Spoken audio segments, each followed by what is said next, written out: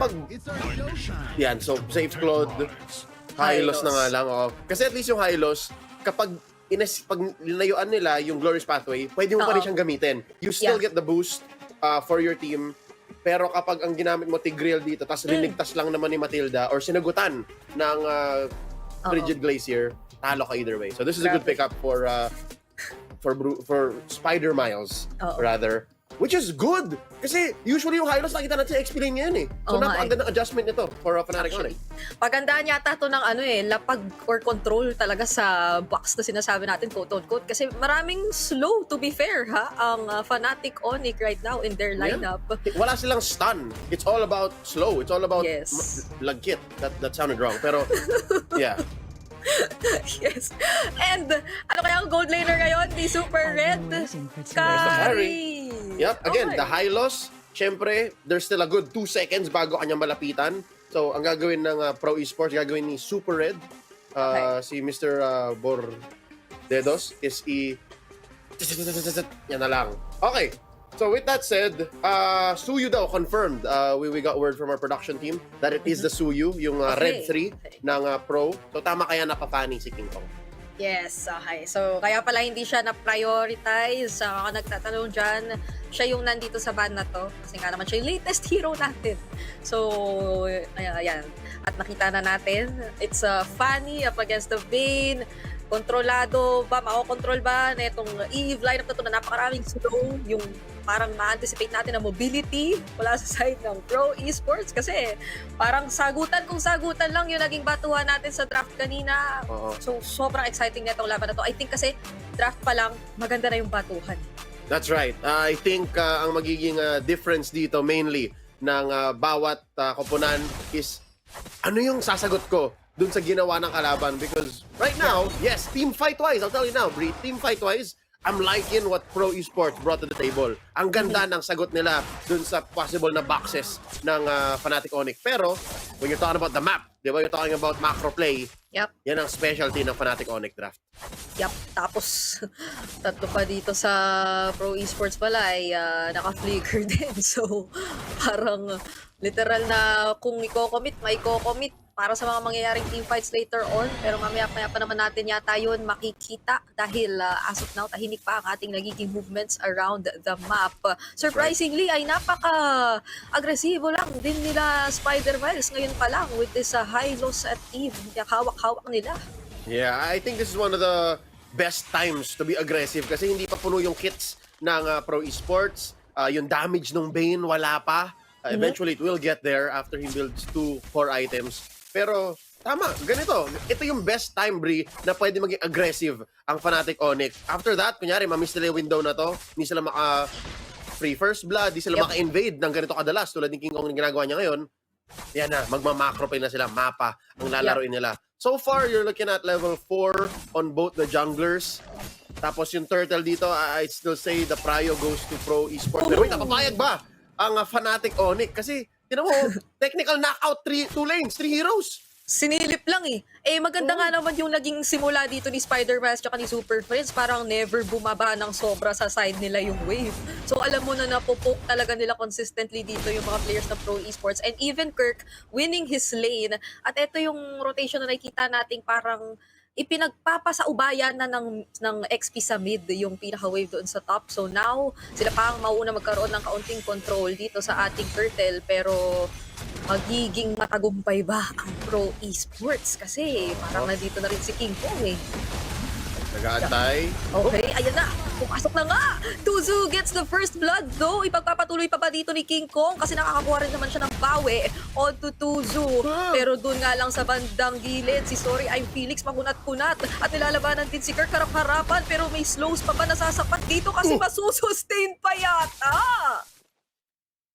Kung may items yung gatot and meron siyang isang kasama, maybe that would have been a kill onto Kirk.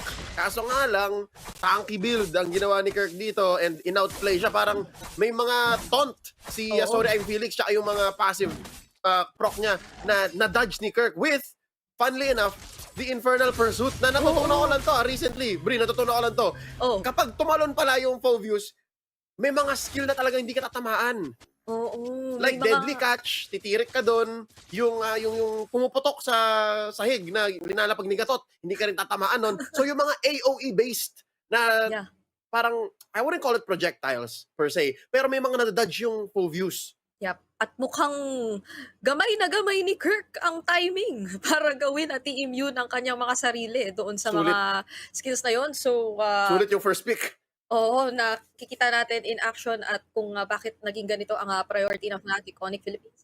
I think the mere fact na ganito kakontrolado ni Kirk yung lane at ganito kaganda ang kanilang early game rotation ay wala nang pinoproblema si King Kong na kung ano man. Kahit si Kel Rayata ay wala pa silang kailangang isipin. Kailangan Yep. lang talaga nilang mag-farm at magiging maganda yung trajectory ng larong ito for Fnatic Onyx so far. But Pro Esports, again, nabanggit mo rin naman kanina, same, still waiting for their power spikes. Kaso sila yata yung nahuhuli sa pag-create ng mga opportunities na yun o pag-create ng space para makuha nila yun. Yeah. So, hindi pa rin naman nagbago ang aking basa sa draft na to. Totoo, mas maganda ang team fight ng Pro Esports, but they have to get to that point. Kailangan pumayag ng Fnatic Onyx na pumasok dun sa 5v5 dun sa box nila, and kailangan mag-farm up ang Pro para dumating sa puntong yon. But right now, they're not there yet. Kaya ang nangyari, tama, Turtle goes to Pro, pero napatay si Tuzu, tapos napatay pa si Sorry I'm Felix kasi nga nag-scramble. So hindi nangyari yung winning image, hindi nangyari yung win con ng Pro. So with that said, going into the mid game, going into the second turtle, the third turtle, tapos Lord, feeling ko hindi siya reliant on the gold lane. Tama ka, nabanggit no, Kelra has been free farming for the first 5 minutes of the game. Yep. Yun lang ang kailangan niyang gawin. Kasi number one, mas mabilis siya mag-rotate compared to Red. Mas mabilis yung galaw ng isang Claude. Kasi para mabawi ng Carrion, kailangan kasama nung Matilda. 'Di ba? Para mas mabilis yung rotation. Eh paano kung wala yung Matilda? Busy rin yung Matilda eh. Oh, So Matilda has to work too. Tsaka parang this early into the game ay hindi pa naman sobrang nakikipagsabayan sa team fights ang This is Fnatic Onyx, pero ito instant ay replay. Yeah. yes, replay ng nakita nating first ever meet up nila. At ito yung sinasabi mong natatimingan ni Kirk Ayun, ang no? kanyang mga talon. Oo. So, na-cancel din pala yung Avatar of the Guardian, di ba? So parang, Oo. hindi naman sa nagdalawang isip si Sora and Felix, pero tatlo kasing kalaban niya eh. So, the damage from Fnatic Onyx, even if they're not an early game hero lane per se, enough yun para mapunish si Sora and Felix. Wala, I think it came to the point rin na parang napalalim na si Felix, na para makalayo na lang yung mga kampi niya. So, that's something to consider also. Paano kung yung Pro, ang iniisip lang nila, uy, makarating tayo sa 7 to 8 minute mark, tapos laban lang tayo ng laban. Oo. Dito mo makikita talaga, Bri, na iba ang meta ng Pilipinas. Iba yung basa sa macro, iba yung understanding ng early to mid, and I don't know, nakakamiss manood ng ganitong galaw ng team na parang I understand every single movement. Why? Yes. At na-enjoy ko makita yun na kontra sa mga teams na iba rin yung understanding or kung iba din yung gusto nilang gawing game plan papasok dito sa labang ito. Kasi parang kinukulang din lang ng kaunti pa for Pro Esports na yung strength nila ay ma-maximize. Kasi nandun naman yung idea, papasok pa rin naman dun yung Gatot Kacha, Sorry I'm Felix, but then dun nga nangyari na yung meron na silang napaghiwalay or naunahan na sila ng Fnatic Onyx. But then if gusto nilang sobrang mag-rely dun sa strengths nila, hindi sila dapat parang mapapareact basta-basta ng Fnatic Onyx dun sa mga ganun. Kailangan ma-execute at ma-pull off nila yung idea from start to finish nung mga pwede nila iba to as yung lineup na meron sila right now. Pero tingnan muna natin, hinihintay natin kung ano ang mangyayari at ang pagbabalik natin dun sa labang iyon. But so far, yun ang nakikita natin eh. Kontrolado pa rin at lamang ang Fnatic Onyx. I think yun ang difference between a good team, a good player, and a great player.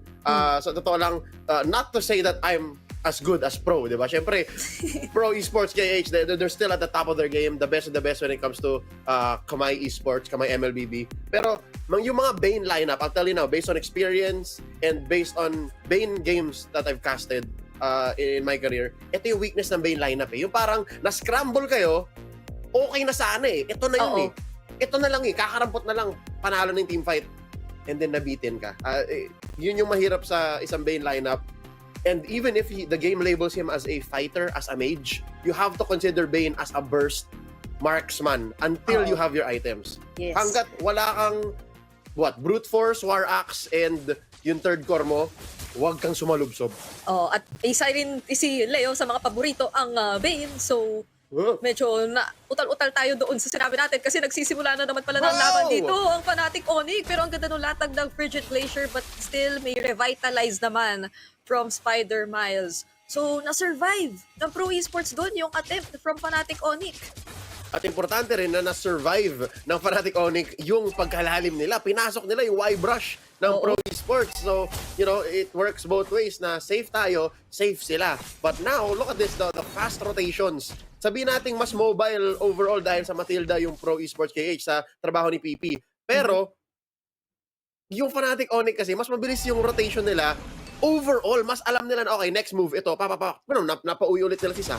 Ang bilis din na parang umako ni King Kong doon sa mga kailangang puntahan o i-fill in na mga trabaho para dito sa kanyang mga kasama on this Fanny. So ultimo yung kaninang gusto sanang kahit unti lang naman maka-energy shields ni Tuzo ay parang dinenay pa mula sa kanya. Pero dito na nga yata nag-establish na naman ng control ang Fnatic Onyx in terms of space. Turtle Pit, kontrolado na nila pero papasok pa rin ng Pro Esports. Kaso nga lang hindi aabot ang kanilang mga skills at ang ganda ng latag doon ng real world manipulation. King Kong takes down Sa at ngayon naman si Tuzo susunod pa nga yata nila. Kirk is there as well at si Sorry I'm Felix mag-isang tumatakbo na kung nangyari na naman yata yung sinasabi mong nagkaroon ng kaunting scramble.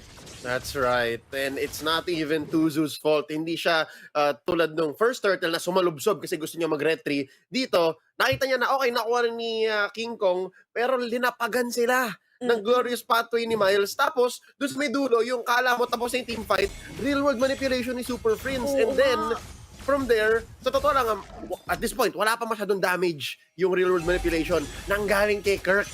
Si Kirk na pumasok sa likod. Kasi Kelra, syempre, kung free hit lang, it's a perfect storm in the mid-game na hindi kayo ready, na scramble kayo, isa pa, ulit. Grabe, 5 minutes pa lang pero ganito na karami yung aksyon na nakikita natin. Pero Kelra, gusto lang talaga ng Torre kapalit ni Kirk. So parang yun na lang ba ang tinanggap ng Fnatic Onyx na kapalit? Pero sorry, I'm Felix, papasok pa din Kaso napakatapang ni Spider-Man, parang uurong na lang yata ang Pro Esports. So far, so good. Kitang-kita ko dito na si Miles, even if he did not play for a majority of Season 14, parati siyang handa. So, nakakamiss makita yung ganitong playstyle. For sure, sobrang nakakamiss din naman panoorin na manghuli si Brusco, one of the best setter tanks in the game right now. Pero si Spider-Man, ang galing. Kita mo na parang nasa puso niya pa rin yung pagiging Rafaela, yung pagiging Estes, pagiging Nino. Pero ngayon ginagamit niya as Hylos. At ngayon lang nag-sink in sa akin, bakit mo nga ba ginawa yung post mo kanina? So nakakamiss nga talaga yung mga ganoong parang ready si Superman at nakatitig lang sa mga galaw na mangyayari mula sa side ng Pro Esports. At ang bilis na Fnatic Onyx, right after nila maging matagumpay doon sa bottom lane, tingnan mo kung nasaan na sila ngayon. Nandito na naman sila sa top lane. Si Sorry I'm Felix, gusto lang naman dumepensa, pero tignan mo naman, dinadive at sinusugod talaga siya. Pero napaload din naman si Kendra kahit papano, so mag-out na lang muna ang Fnatic Onyx. Almost 2,000 gold lead ang meron para sa Filipino champs here. Pero hindi naman magpapahuli ang Pro Esports. Una sila sa Turtle, and ngayon sasagutan ni na Miles and Kirk. Uy, eto na naman yung magandang latag ng Glorious Pathway. Kaso nga lang, sinulo ni Spider-Man sa lahat ng burst. Sorry, ang Felix nandun sa likod, pero King Kong still, siya makasecure ng Turtle. At tignan mo naman yung ginagawa ni Kirk mag-isa. Tinatrabaho niya, tinaharangan lahat ng mga miyembro ng kabila.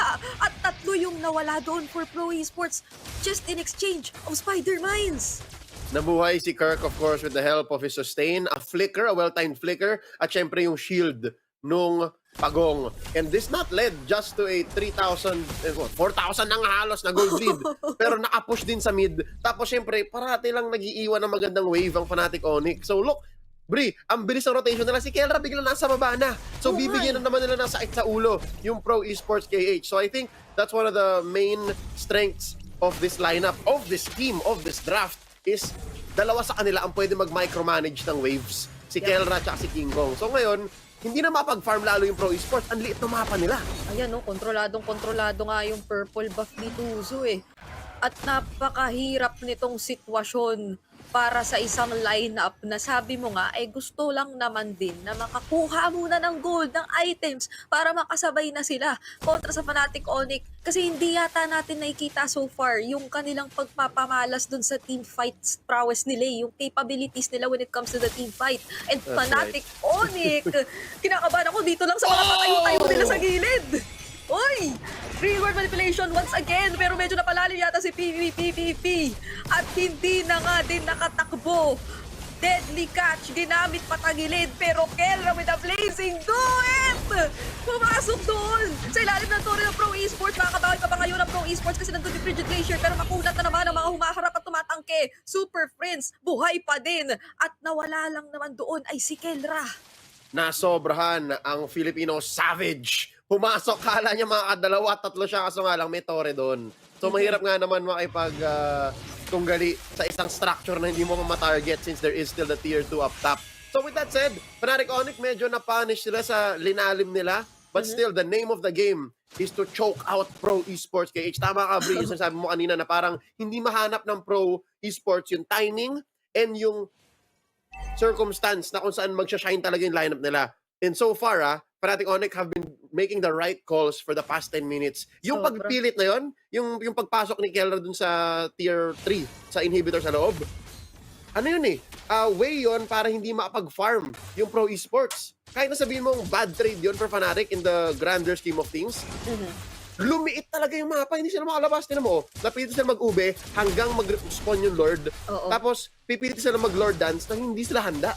At mabilis na nag-out lang si King Kong right after that. Oo. Na pumunta sa bottom lane, kinuha na lang yung tore dun sa baba. Pero Spider Miles, tinatarget siya ngayon with the Circling Eagle, pero tamang kiliti lang din naman. Kasi hindi yata matatakot doon si Spider Miles. Kontrolado pa rin ng Fnatic Onyx yung mapa, pero si King Kong, tingnan mo kung nasaan. Nako po, nagawa na ni King Kong ang kanyang prime objective. Oh my Kunin ang gosh. inhibitor sa baba. So that's permanent damage sa Pro Esports. Now the Lord! At tinapos ng ganun-ganun nila Kelra yung pagkuha sa Lord. Tamang last hit na lang para kay King Kong. At ngayon naman si Sorry and Felix, siya yung magiging kapalit. Tuzo ngayon, medyo maharap at talagang nandun na rin yung Circling Eagle. Kaso mag-out na yata for now ang Pro Esports na wala na sila ng isa at may Lord pa sila na kailangang depensahan. Grabe, ang bilis nung ginalaw ni King Kong ng buong Fnatic Onyx. Sa totoo lang, para silang nagpagupit habang nagpapakulay ng buhok at the same time. Push sa baba, basag, Lord, tapos na-kill pa ng isa. So, you can sense here really, Pro Esports, there's an air of desperation. Kasi nga, yung lineup nila, built to team fight, built to clear waves, pero hindi nila magawa yung pareho. Oo, at nakakatakot tignan yung halos 3K na nag-gold lead ni King Kong compared kay Tuzu and even Kelra compared to Super Red. Maganda-ganda yung standing ni Super Red kung yun lang yun, pero alam naman natin na mas mabigat ang kanyang magiging responsibilidad lalo ngayon na paubos na yung mga tore ng Pro Esports and even yung bottom lane nga hindi na hindi na naabot ng 12-minute mark at tingnan mo naman yung damage na nagmula doon kay King Kong sa pangting lipad lang niya. Drive-by. Well, fly-by, pwede natin sabihin. So far, Pro Esports KH still alive. Na-clear nila yung Lord. Nakabantay lang naman dito si Spider Miles. Naghahatid na naman si King Kong ng isa pang wave sa baba. Mid lane naman, gusto na pagbagsakin ng Fnatic Onyx. There's the glorious pathway. At manggagaling sa gilid si King Kong. Wala na dito na magiging Pride of Ice or even passive. Etong si Saka, sinapatumba na nga siya. Real world manipulation, nilatag-natag doon yung blazing duet. Napakagandang pagkakapatong ng mga skills mula sa Fnatic Onyx. Pero disiplina, punta doon sa torre sa kabila. Uubusin daw muna nila at maiiwasan yung Avatar of the Guardian ni Sorry, I'm Felix. Pero maaabutan niya ba yung kill on to Kirk kasi masasagip pa siya ni Spider Miles? Oh my goodness! Doon sa likod, tumumba na rin yung jungler ng Pro Esports at hindi talaga gustong tantanan ng Fnatic Onyx yung tore. Ito na nakapag-pull down ulit yung glorious pathway! Super Red! Nakapag-free hit, Super Friends and Spider Miles kamuntikan na pero makakuha pa rin ng Fnatic Onyx ang minamata nilang inhibitor. So wala na, kalbo na ang base ng Pro Esports. Okay, so Bri, tama ka. Maybe Super Red is a threat. Maybe Super Red can free hit. Pero yun nga lang, ibig sabihin nun, kailangan siyang bantayan ni Soda and Felix and ni PP. So paano na si Tuzu? Paano na isa mga ways para mag-clear ng Pro Esports ng waves? Sa totoo lang if that happened, na wala na yung tatlong inhibitor, tapos nawala si Tuzu. Siguro isang ligaw na wave lang tapos to. Hindi kaya nung lineup nila without Tuzu. Oo. So, parang kung ako ang Matilda ngayon, kung ako si Pipi, ay hindi na ako sure kung ano nga ba ang pinaka magiging objective ko dito, sino yung pinaka gusto kong mamataan. Pero at least for them ay hindi naman na sila naghihiwa-hiwalay. Sabi mo nga ay medyo nagmamalaube na ang kanila nagiging galawan, pero hindi na pwede na makakalat ulit at mahanap ng Fnatic Onyx yung mga prime targets katulad na lamang noon. BP is down, naku wala na nga magiging taga-antabay. Super Red, mukhang siya na nga yung susunod din na tatargetin nila pagan ng real world manipulation sa muka. At si Sana wala na din, mukhang wipeout na pala ito for Pro Esports at triple kill para kay Super Prince. Hihintayin na lang nila yung mga minion waves dahil eto na ang pagtatakos sa unang laban na masasaksihan natin. Nakakamiss ang kidlat ng Fnatic Onyx PH. Mapapanood natin sila na tapusin ang Game 1. Ang bilis, Sonbri.